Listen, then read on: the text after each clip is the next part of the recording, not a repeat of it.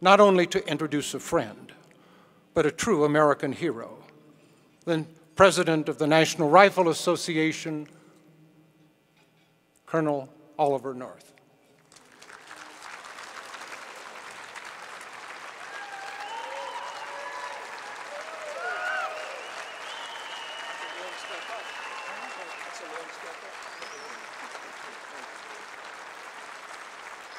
Thank you, Senator. Thank you, Suzanne, for letting me interrupt your breakfast. I just want to clarify one point. I always like to do this to senators. I can remember he was not on that committee that sat up there on that raised dais like Roman emperors. I tried to correct a lot of them, but I want to correct one thing. I did not say Larry. I said senator when I called you, because you're still a senator. Lieutenant governor is such a big mouthful. I had the pleasure of sitting next to your next governor and his lovely wife, Teresa. Thank you very much for the pleasure of your company. It's a wonderful thing to be back here in Idaho. And Senator Craig just referred to that time when Charlton Heston was out here. How many of you were here for that speech? Well, you know, that led to the critical solutions of the year 2000, the 2000 election. Think about this. You've now gone from Moses to the U.S. Marines.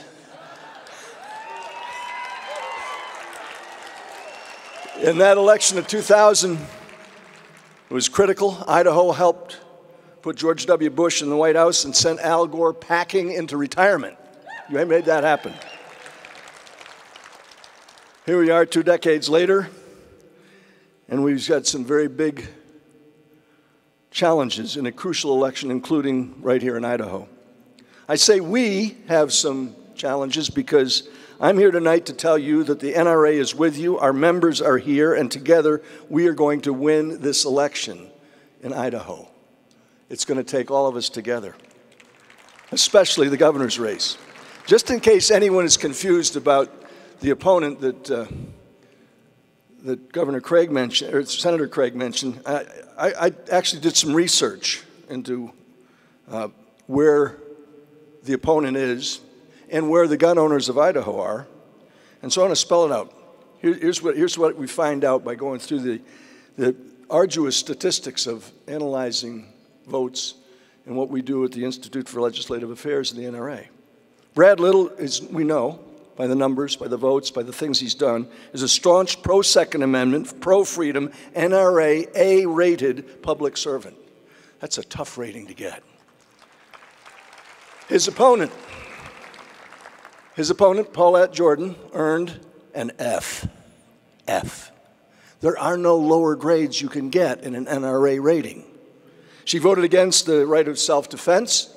She favors magazine bans. She proposes licensing schemes and wants government restrictions on the rights of law-abiding gun owners.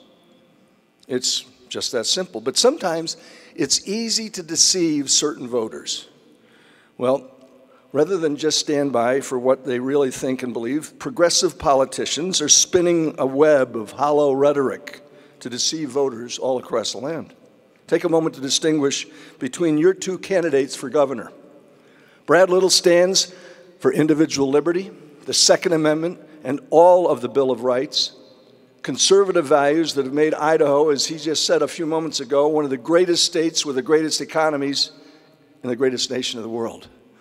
That just doesn't happen because people think it should. It happens because people work hard to provide the opportunities politically and economically. Paulette Jordan, it turns out, is just the opposite. It doesn't take much, but you're never going to hear this from the so-called mainstream media, so I'm here to tell you, she backs gun control. She likes licensing schemes for firearms. She wants more government control over health care. She wants sanctuary cities. She likes that idea. She's been endorsed by Our Revolution and People's Action. Those are folks closely located with Bernie Sanders. Has Planned Parenthood standing beside her. MSNBC's Joy Reid is a fan, along with CNN's Van Jones. Anybody remember him? She cashed a check from the Soros family, has been endorsed by Cher. Yeah, no, I mean it. You can't make this stuff up, folks. It's real. She proudly tweeted out a selfie of herself posing with, of all people, Al Gore. There it is. Paulette Jordan sounds perfect for office in San Francisco. If you want a governor who's going to represent the values of Idaho, there is no doubt Brad Little is your next governor. Idaho United, Idaho Strong is a motto you can carry all the way to victory in November.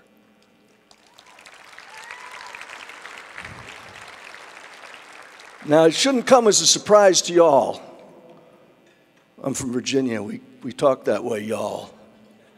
Shouldn't come as a surprise that the Soros-Bloomberg progressive cabal is going to throw cash into this race, and it's not going to be for our candidate here. They may have the money, but the National Rifle Association of America turns out the vote. Money doesn't matter when you've got grassroots organizers and we turn out the vote.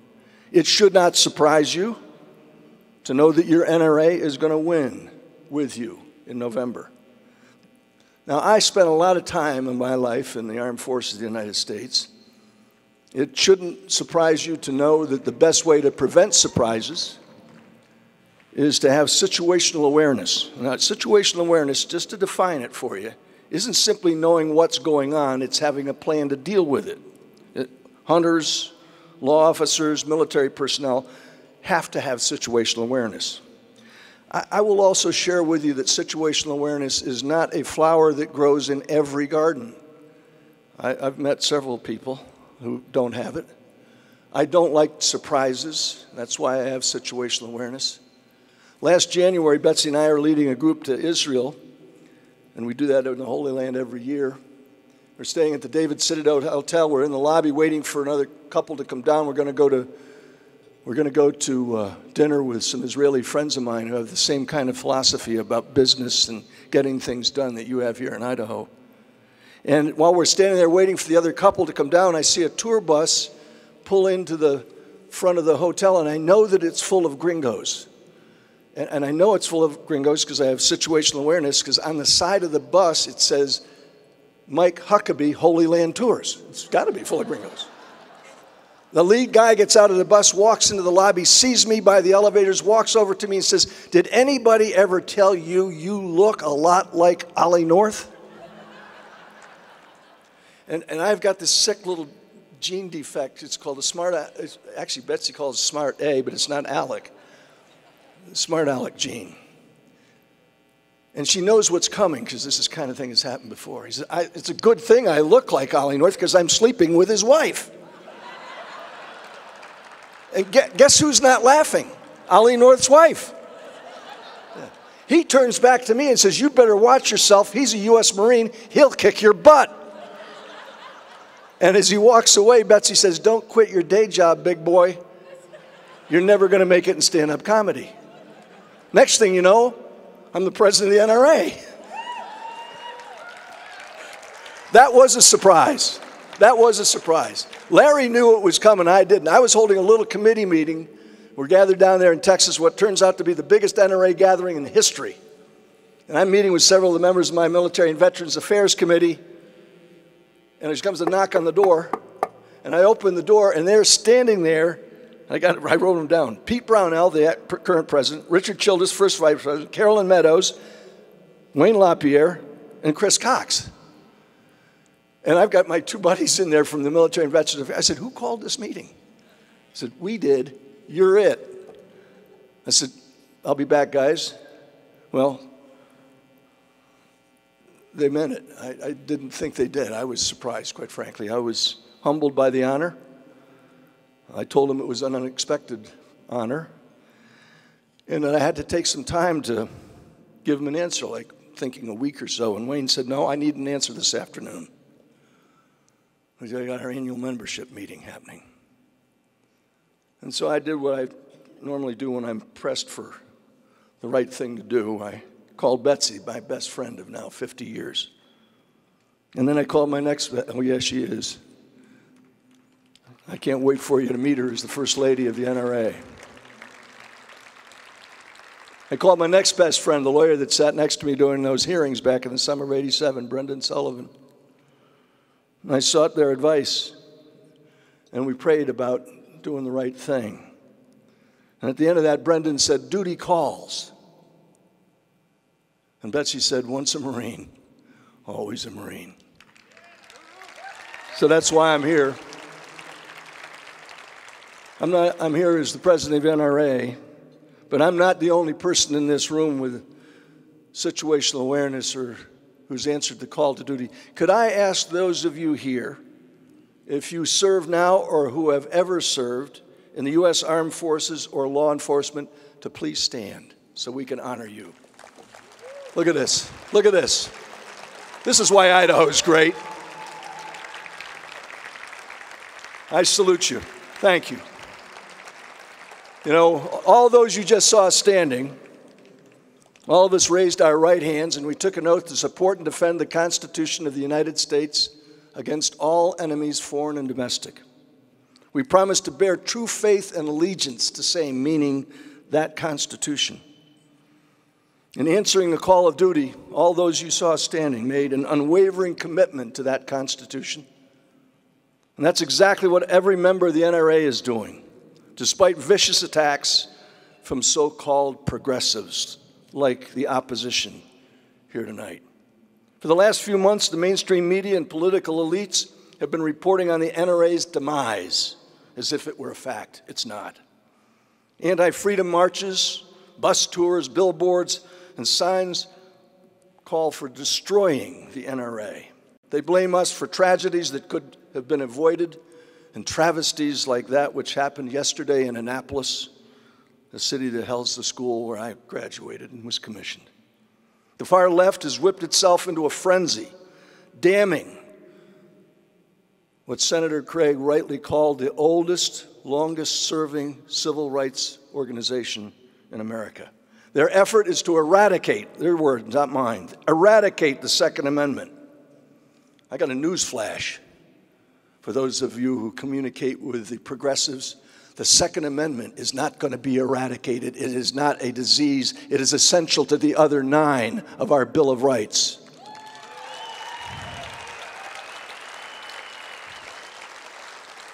The left's big lie is that the NRA is foundering, that it's taking on water, it's sinking. It's not. Last month in Dallas, we had the largest annual meeting in history, and we've been around since 1871. More than 87,000 law-abiding, freedom-loving NRA members walked through 15 acres of displays, attended seminars and events, and roared their support for both the President and the Vice President of the United States, something that most groups never have happen, the two of them in the same place at the same time. The goal of those who demonize and harass our members and launch phony legal suits against us is to drive down membership. Well, that hasn't worked either.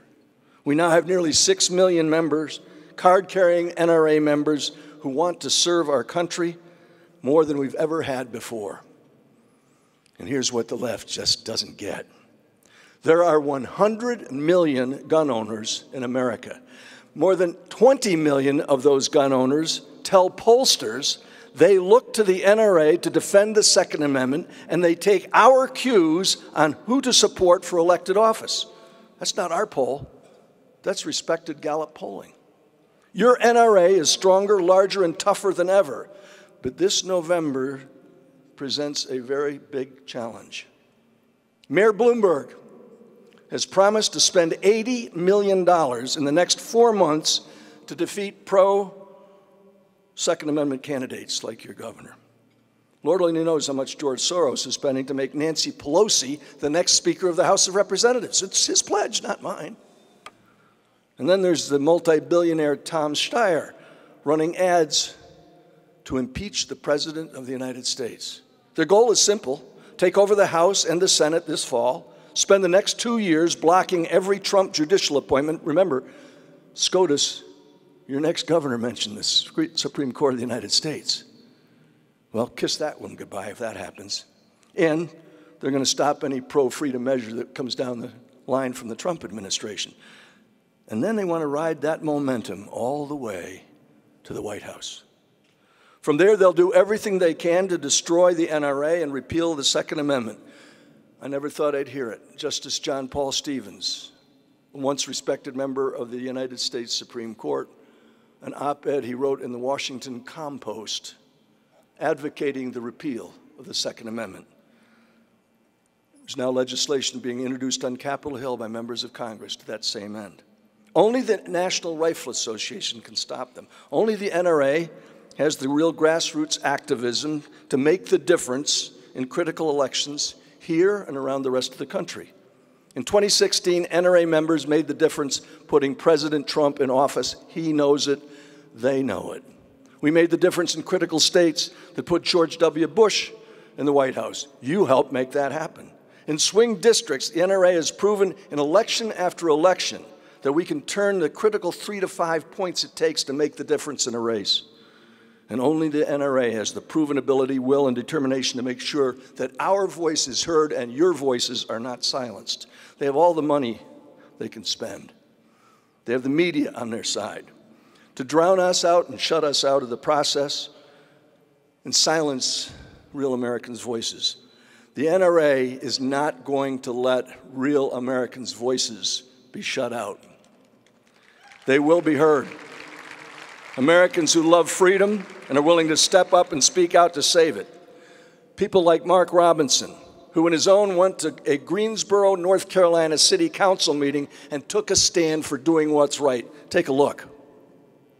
I'm a law-abiding citizen who's never shot anybody, never committed a serious crime, never committed a felony.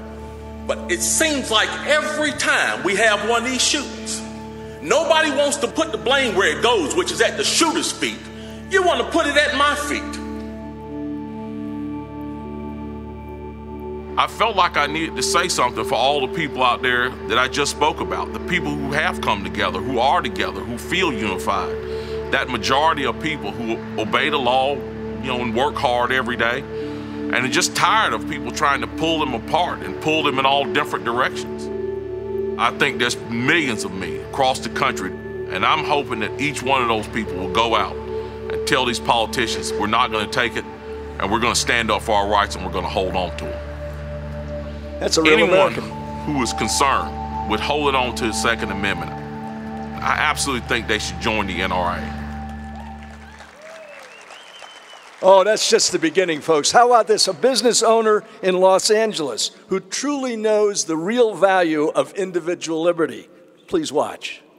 Second Amendment in the U.S. Constitution is very personal for me.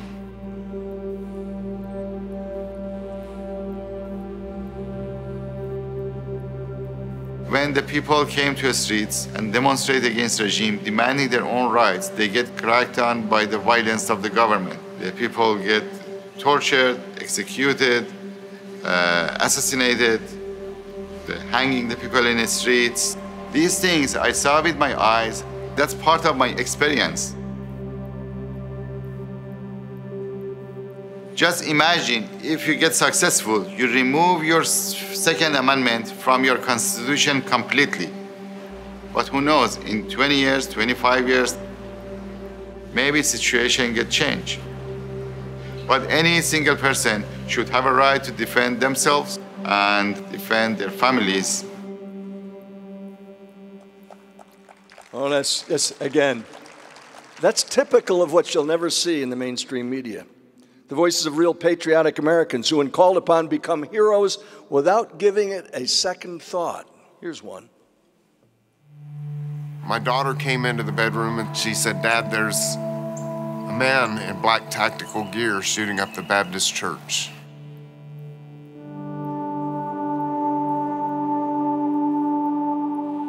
Every one of those shots to me represented one of my neighbors, one of my friends. And I ran as fast as I could. Immediately, he came out of the church shooting at me. He hit the truck in front of me, hit the car behind me, hit the house behind me. And I hit him. He had an AR-15, but so did I. And it's not the gun, it's the heart. It's a matter of the heart. I'm not the bravest man in the world or anything, but I was here. I was here and I could do something. and I had to do something. Stephen Wilford also knew how to shoot. You know, freedom hits home for all of us in different ways, but home is where it matters most, at home with our families and our children, just like this. I do know what it's like to be vulnerable. I know what it's like to feel like you can't protect your children or yourself. And it's terrifying when you have a spouse, whether it be husband or wife, that's serving overseas thousands of miles away, and you're the only one there to stand up for yourself, to stand up for your home, for your little kid that's right there next to you. I support the Second Amendment because of that. I support the NRA because they support my right to protect my kids. Everybody has a right to life, and you have the right to protect that. And nobody has the right to take it away from you.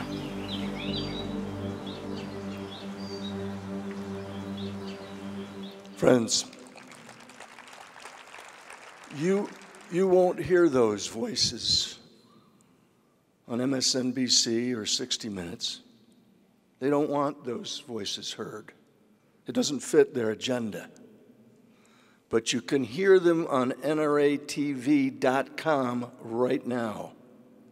Between now and Election Day, all over this country, Americans are going to hear and see the voices and the people and many more on NRA TV.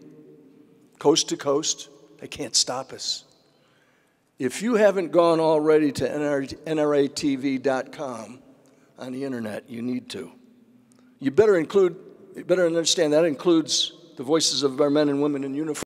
To the jungles of Vietnam and the streets of Baghdad and Kandahar. America's armed forces fight with courage, selflessness, and noble purpose unmatched and undefeated. We've always known that behind our line stands every hope for human freedom on this earth. So let me say this to all who serve or who have served. If you want to continue your fight to keep freedom alive, there's a nearly 6 million member force that would be truly proud to add your name to our ranks. I'm the National Rifle Association of America, and I'm freedom's safest place.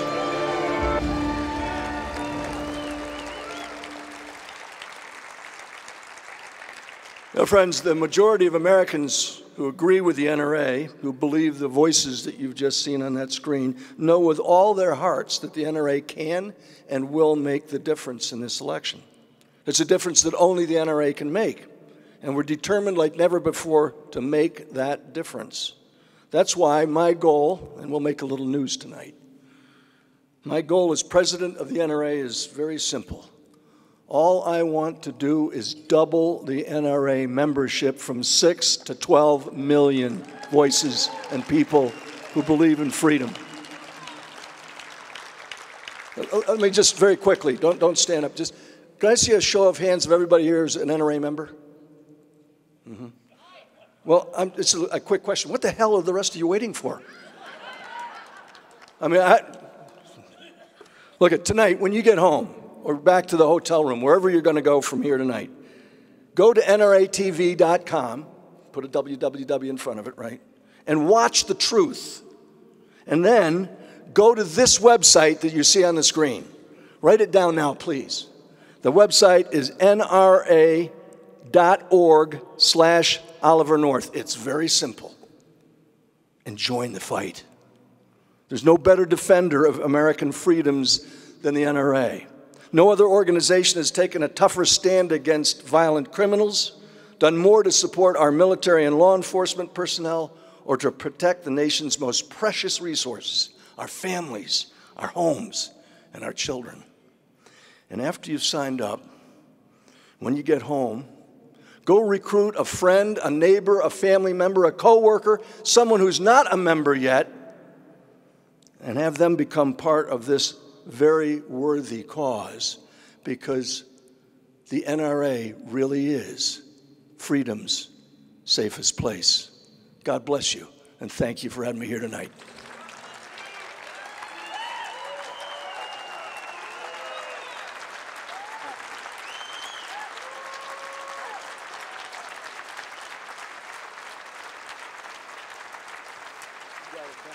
Don't leave. Wow, that was wonderful. And on behalf of all of us at the Idaho Republican Party, and for your time spent and excellent speech, Buck Knives has donated a knife, and this is like a Crocodile Dundee. Now that's a knife that is engraved with one side Lieutenant Colonel Oliver North, and then on the other side our convention motto, Idaho United, Idaho Strong 2018. So thank you so much. Thank you all, Idaho. God bless you. Do the right thing. I want to come back and visit Brad and Teresa in the governor's mansion, please. Thank you.